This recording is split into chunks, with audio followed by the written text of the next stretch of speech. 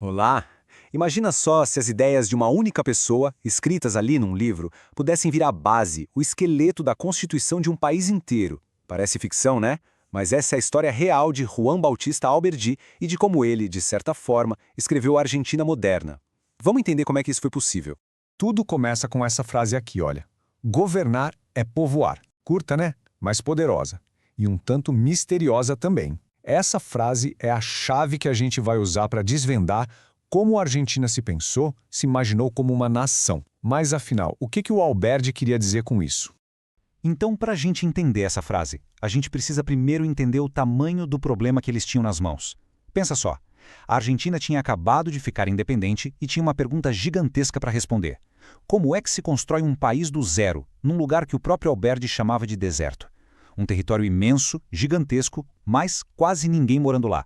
Ok, então vamos voltar um pouco no tempo para entender o cenário. A Argentina, logo depois da independência, não era nem de longe uma nação unificada, próspera. Muito pelo contrário. Era um lugar de caos, de instabilidade política, uma confusão danada. Olha só, foram quase 50 anos de turbulência. A independência começa lá em 1810, mas a paz, essa não veio junto. Tentaram criar uma constituição em 1819 e depois de novo em 1826, e nada. As duas tentativas falharam. E esse vácuo de poder, claro, abriu caminho para uma figura autoritária, Juan Manuel de Rosas. Ele governou com mão de ferro por um bom tempo, até ser derrotado em 1852. E o que ficou? Um ciclo de instabilidade que parecia não ter fim. E a raiz de toda essa confusão era uma divisão política bem profunda. Pensa assim, o país estava rachado. De um lado você tinha os unitários, eles queriam um poder centralizado forte lá em Buenos Aires. Do outro lado, os federalistas, que batiam o pé por autonomia para as províncias. Essa briga, essa disputa, simplesmente paralisou a Argentina por décadas. E no meio desse furacão todo, quem é que estava no poder? Juan Manuel de Rosas. E olha que interessante, ele governou por mais de 20 anos sem uma constituição. A desculpa dele? Ele dizia que um documento, uma constituição escrita, só ia botar mais lenha na fogueira da guerra civil. Na prática, o que isso significa? Que ele governava com base no poder pessoal dele, e não na lei. Mas é aquilo, né? Toda ação tem uma reação. Enquanto Rosas estava lá, consolidando o poder dele, um grupo de intelectuais começava a se organizar. Uma oposição que tinha uma visão assim completamente diferente para o futuro da Argentina. Essa galera ficou conhecida como a Geração de 1837. Eram jovens, intelectuais, muito influenciados pelo que estava acontecendo na Europa. Eles se juntavam para basicamente diagnosticar os problemas do país. A missão deles era, simples de falar, mas super ambiciosa. Pensar, imaginar, projetar uma Argentina moderna. E um dos cabeças dessa geração era justamente o nosso protagonista, Juan Bautista Alberdi, um cara que era jurista, escritor e, claro, um crítico ferrenho do governo do Rosas, tanto que ele foi forçado a se exilar em 1838. E aí vem o ponto crucial. Foi justamente de fora do país, lá do Chile, observando tudo de longe, que ele escreveu a obra que mudaria tudo. Bom, lembra daquela frase lá do começo? Governar é povoar? Agora que a gente já tem todo esse contexto, a gente pode finalmente mergulhar no que ela significa. No diagnóstico que era bem radical do Alberdi para os problemas da Argentina. E o timing, olha, não podia ser mais perfeito. Em 1852, logo depois que o Rosas caiu, o país ficou naquele vácuo de poder, sem saber para onde ir. É nesse exato momento que o Alberdi publica a obra-prima dele, Bases e Pontos de Partida para a Organização Política da República Argentina. Era a janela de oportunidade ideal para novas ideias. A lógica do Alberdi era, assim, genial de tão simples. Pensa num passo a passo. Passo 1. Identificar o problema. Qual era? O deserto. Um território gigante, mas vazio. Passo 2. Definir o objetivo. O que a gente quer? Progresso material, uma sociedade civilizada. Passo 3. Propor a solução. Como chegar lá?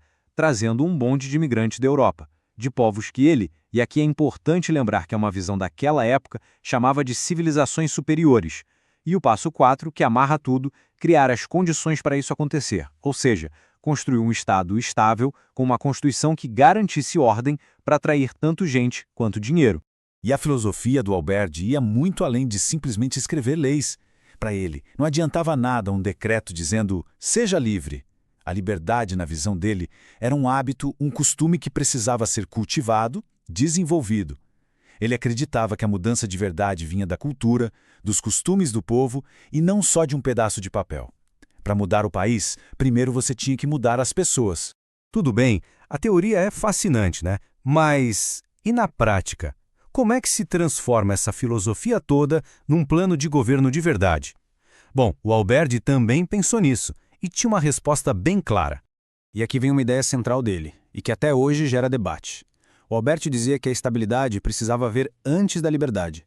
Para ele, a tarefa número 1, a mais importante de todas do novo governo, era criar e garantir a ordem.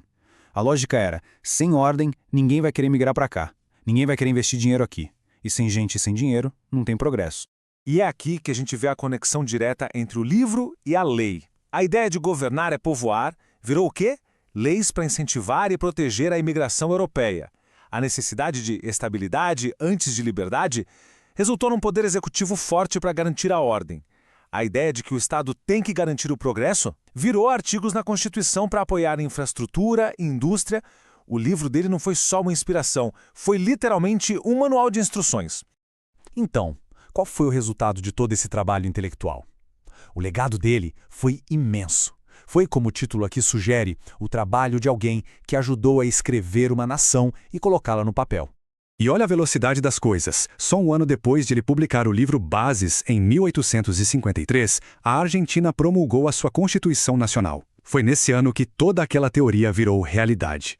E essa é a grande virada da nossa história. As ideias de um intelectual que estava exilado fora do país, elas não ficaram só no debate, na conversa de café. Elas foram adotadas, na prática, como o projeto, o blueprint mesmo, do Estado argentino moderno. E com isso, moldaram o futuro do país de uma forma definitiva. E tudo isso nos deixa com uma baita pergunta para pensar, né? A história do Alberdi mostra o poder gigantesco que uma ideia pode ter. Mas a questão é, será que um único livro pode, de verdade, criar uma nação? A resposta, bom, talvez a própria história da Argentina nos dê algumas pistas. Fica aí a reflexão.